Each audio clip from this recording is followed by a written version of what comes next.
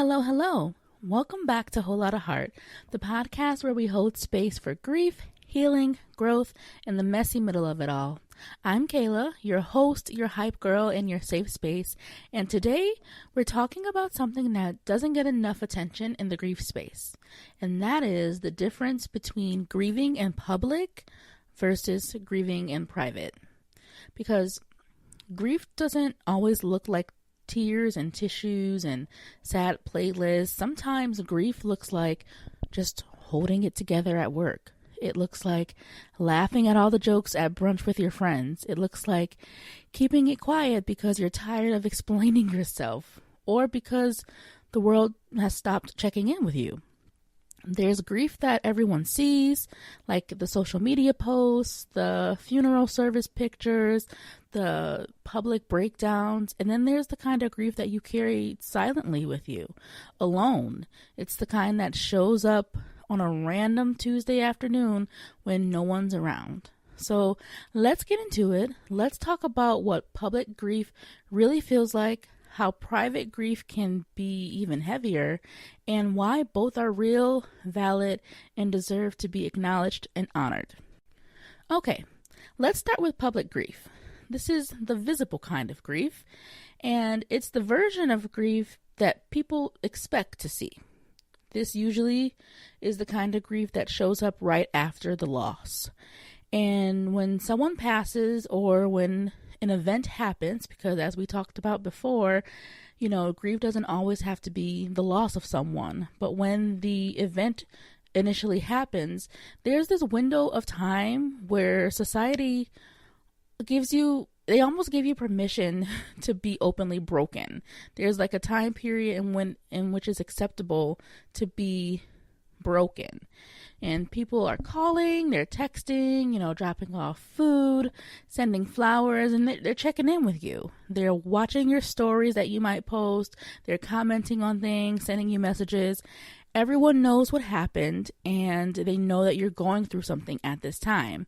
You might, post a tribute photo or write something about the person that you lost. And it's like the world responds in this big wave. They're sharing love, they're sharing prayers, positive vibes, all the things. And let me just say that love, that wave of love that you get, it really does matter, and it helps, and it makes the grief feel a little less lonely in a sense. And in a way, that visibility to the grief can be comforting. It becomes a space where you can just fall apart, and it's okay because everyone knows what's going on. There's validation in that time, and you don't have to explain why you're not okay.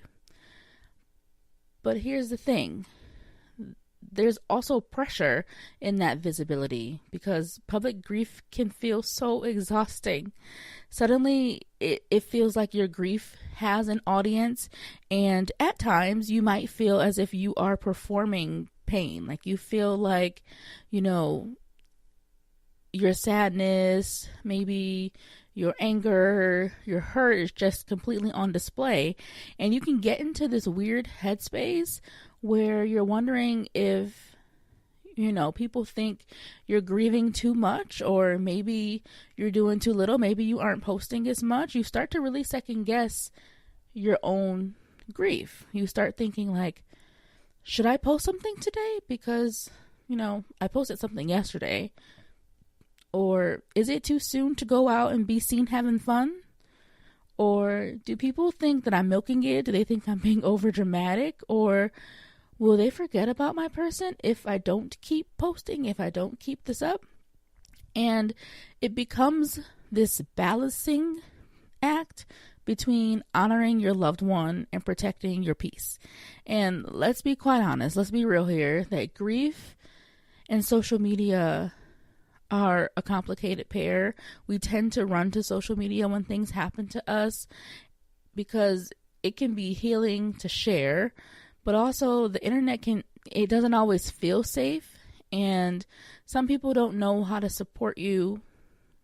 They scroll past, some disappear completely, And public grief puts your pain on display. Again, it's a vulnerable place to be. Sometimes it can feel performative. And sometimes, even with the best intentions, it feels like everyone's watching you fall apart.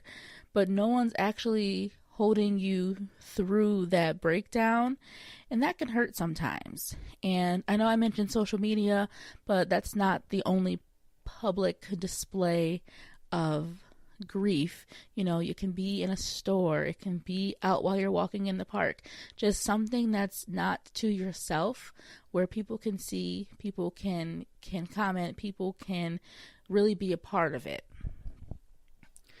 Now let's talk about private grief.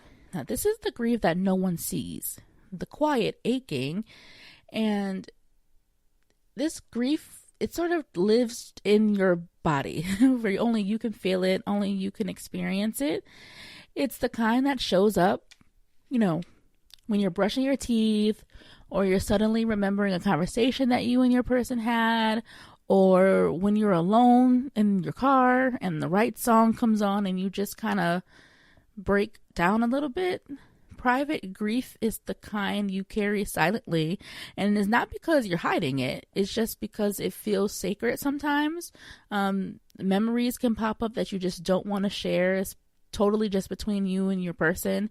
It's the kind of grief that lingers past the socially acceptable timeline. Okay, so I mentioned before that society unintentionally gives us a set time where we need to be moving on, we need to be over it. Private grief is the grief that goes extending past that timeline. It can show up like crying in the shower, or you can't sleep and you're just staring at the ceiling at 2 a.m. It's whispering "I miss you" when you're driving in the car, which I have done. I have said that out loud. I have talked to my mom. And this is the kind of grief that isn't shared, not because you don't want to, but because sometimes you don't even have the words, really. You just have the feelings. And the hard part of it is that the private grief, no one checks on you. They don't check on you. They don't check on what they can't see. If you're not visibly crying, if you're not bringing them up anymore, your person or whatever event happened to you, if you're not really wearing your grief on your sleeve, people assume that you're fine. They assume that you've moved on. But inside, you might still be living with that ache every single day. And it's important to note that functioning doesn't mean that you're okay. The silence doesn't mean that the pain is gone. Not posting doesn't mean that you moved on. Some people just carry their grief silently, quietly, because that's how they were raised. That's what they know. Some protect it because it feels like a sacred thing to them. Some are just too tired to explain what they're feeling over and over again, especially if it's like a long wave. And all of that is completely normal. It's completely valid. And you might even be grieving harder now in the private than you were in the beginning, but now it's silent, it's isolated, it can feel lonely sometimes, and it sometimes does go unnoticed. But private grief does require courage because you have to face your feelings and your memories and your thoughts all by yourself. You don't have a release. There's no validation in private grief. There's no applause. There's no encouragement. It's just you sitting in the quiet, learning how to carry it. And that's it's beautiful, but it requires a lot of strength in that time. Now let's break this down even further, because public and private grief are not one size fits all. They show up differently depending on who you are, where you are, and what you've been taught about sharing your feelings. So let's start with the public grief first, the type of public grievers. These are the ways that grief shows up visibly. So you have your out loud grievers, and these are the people who share their feelings openly. They'll cry in front of others. They'll post on social media. They'll talk about their loss. This doesn't mean they're stronger or weaker by any means. This just means that they prefer to process externally as opposed to internally. Then we have our social media grievers, and these are the people who are constantly posting tributes, posting photos, posting videos, writing about the person they lost. And it's not in an attention-seeking way at all. It's not like that. For many, it's just a form of digital storytelling. It's like a digital diary to them. And it's a way to keep their person's memory alive for themselves and for others. Then you have the community grievers. This is when grief is shared in public spaces. Like, the community grievers are really big on putting together memorials or vigils or family gatherings. And this is when the grief can feel collective. Like, it feels like it's within the group. There's comfort, though, in knowing other people are grieving too, especially if it's grieving the same person, because they understand what it feels like. But it can also be overwhelming because sometimes you can express your feelings to the group and then they all start to express their feelings to you, and now you're all just heavy in grief. But it can be very rewarding and very comforting too. And then we have public spaces grievers. And this is when grief leaks into spaces where we're quote unquote not supposed to show emotion, like crying at work or breaking down in the grocery store. It happens and it's real. Like, it's happened to me. For instance, right after my mom passed, I got an email of her tombstone being laid down. And this was right after I started a new job and everything.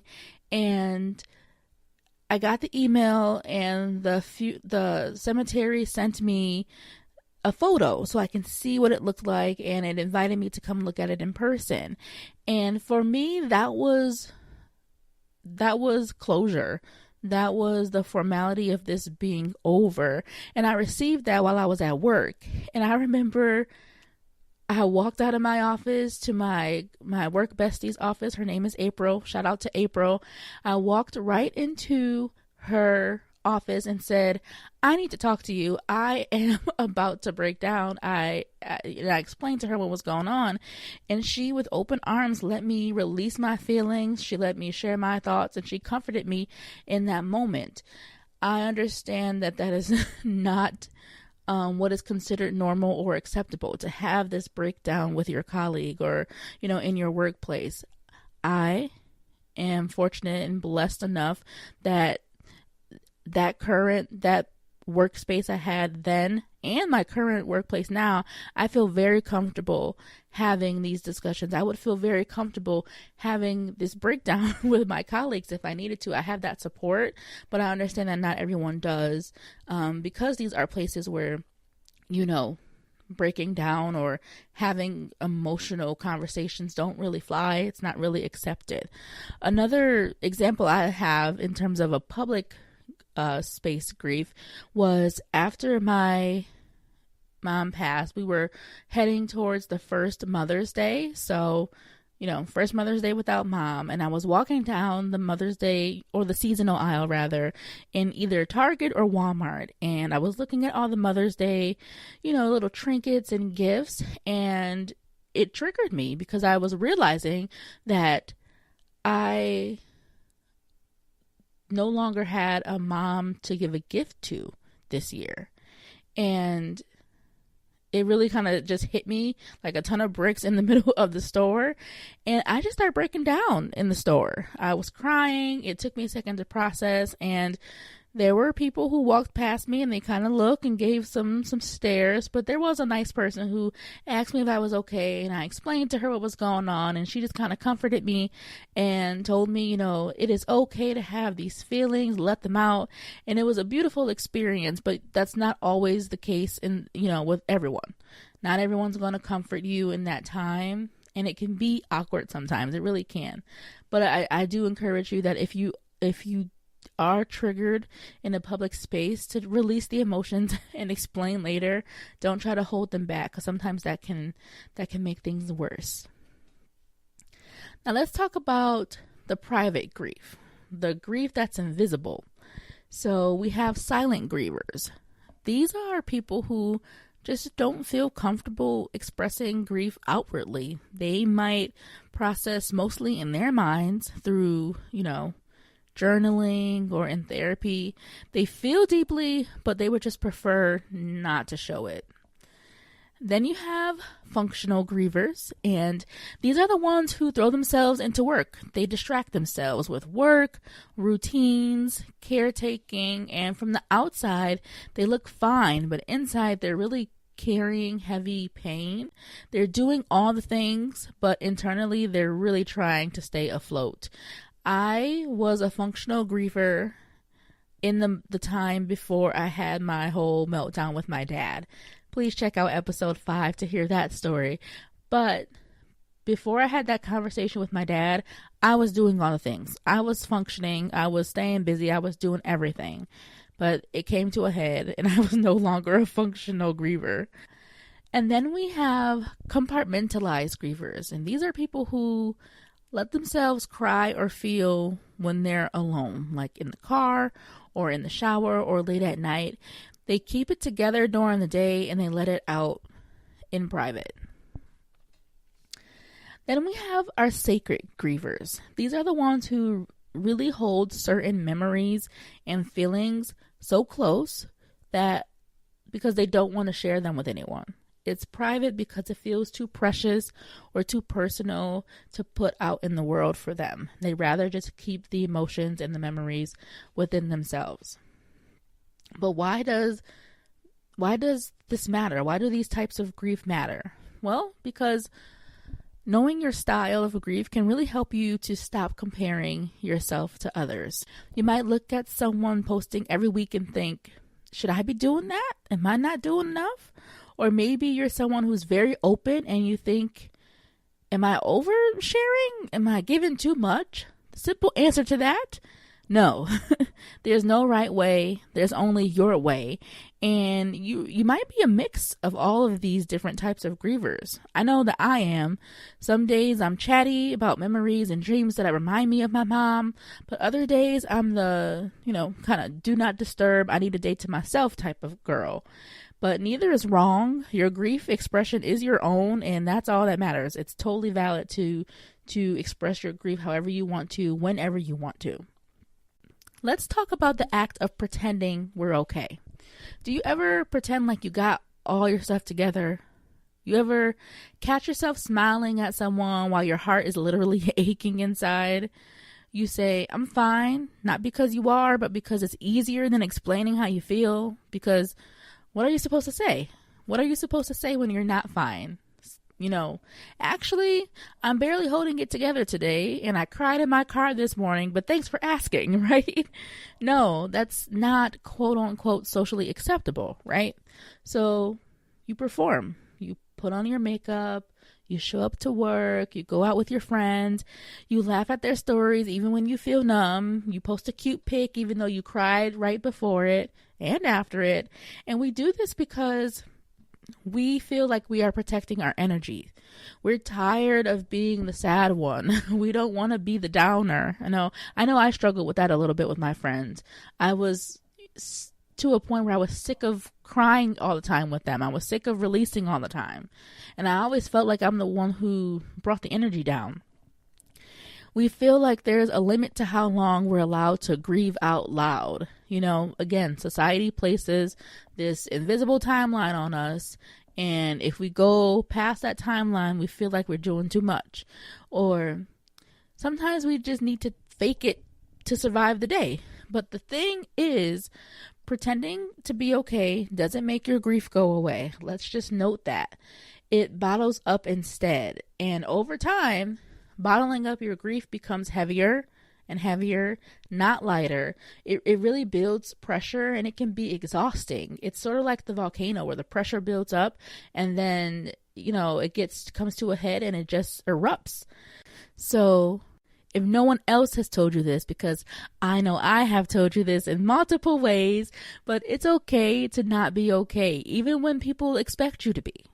And here's the weird and a little tricky thing about grief.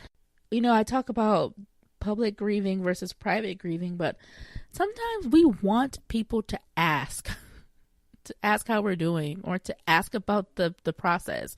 Sometimes we want someone to remember. We want someone to say, hey, I know this week is hard. I know, this is the week right now, actually, upcoming to my mom's death anniversary. This will actually make it 4 years on August 10th. So we are very close to that week. And my friends have reached out and said, hey, I know what's coming up. Do you need anything? We want that sometimes. We want someone to notice that we're a little bit off, but also we don't want to talk about it. We don't want to fall apart in front of people. We don't want the pity of it. We don't want to ruin the vibe.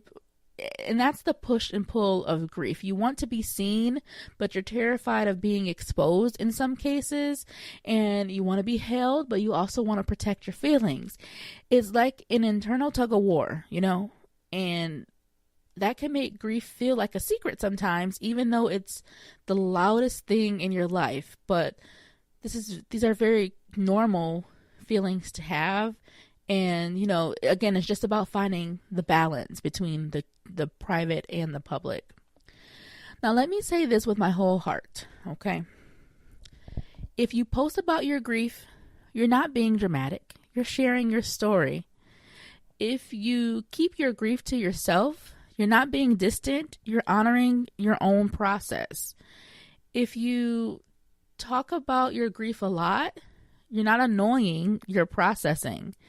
And if you rarely bring it up, you're not over it. You're just private. The way you express your grief itself is allowed to change. Okay? You don't have to express your grief in one way all the time. You're allowed to need different things at different times. As you evolve, the way you might process is going to look different. And you're allowed to process in ways that don't make sense to anyone but you. And because public grief isn't performative, it's not meant to entertain anyone else. Private grief isn't weak. It's actually very, very strong. It takes a lot of strength to do that. And they're just different ways of carrying something deeply sacred to you and honoring something that once deeply mattered to you. For me, it's both. Okay, it's always been both. I've always had public and private displays of grief. And there are moments when I'm super open. I'll talk about my mom. I'll share a story. I'll post a throwback photo. And then there are days where I just can't. And it's not because I don't care. It's because, at this moment, it just feels like too much. I'm flooded with memories. I'm flooded with feelings. It just feels a little overwhelming at times. It's heavy sometimes. Memories can come in and they can bring emotions that feel too raw sometimes, or too personal. And I've learned to honor both sides of the grieving process. The side that wants to be witnessed and the side that just wants to be quiet and just let it be mine. So if you're navigating the tension between public and private grief, or you're trying to find the balance, here are just a few reminders that I would give you as someone who has struggled, or maybe not struggled, but just have figured out the balance that I need.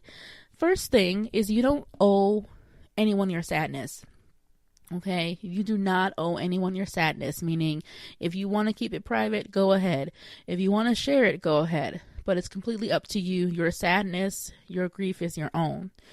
You don't need to shrink your grief to be palatable, okay? So don't try to downplay your feelings because you don't want to make someone else uncomfortable. That's not your job to make sure that they're comfortable. It's your job to release your emotions. You can be loud about it one day and quiet the next. Again, you can float in and out of the different types of private and public grieving. You can ask for help even when you're not visibly breaking down. Sometimes it's hard because people can't see it. You've been sort of keeping things private so they can't tell that you're off. But you do need help. You might need someone to listen to. It's okay to ask for that. And grief isn't all or nothing. It's both. It's all of it. So it's all encompassing. Everything that you need. It can change. It comes in waves. When, we talked about this before, how grief isn't linear. And you may have a wave of grief where you just need to tell somebody, you need to scream and let it out. But you also may have a wave at a different time in your life where you just need to sit with your thoughts and think about what you've learned and think about what your person meant to you. And it's completely fine. It's totally fine. It's grief. I'm going back to this. I've mentioned this in another episode that grief doesn't shrink. It just evolves. It goes with you as you grow. Same kind of concept. As you change, as you evolve, as you grow, different types of grief resonate with you. And it's okay to be in that type of grief at that time. Grief doesn't always need an audience, but it does need space. It needs permission to be, to happen. And whether your grief is loud and visible or quiet and sacred, it deserves to be held with compassion and grace. And the way you grieve may not make sense to other people.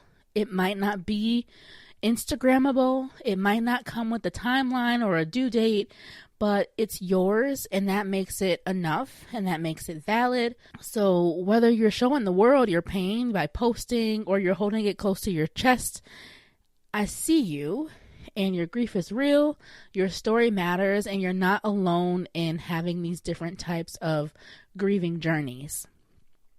Thank you for spending this time with me. I hope today's episode reminded you that however you grieve, publicly, privately, or somewhere in the middle of that, you're allowed to feel it, you're allowed to honor it, and move through it at your own pace. If this spoke to you, share it with a friend, leave a review, or come say hi to me over on Instagram at Whole Lotta Heart Podcast. I haven't been as active there lately, but today is where that changes. So let's keep these conversations going. But until next time, hold space for your grief, please, publicly or privately, loud or quiet, seen or unseen. It's all welcome here at Whole Lotta Heart. Talk to you soon.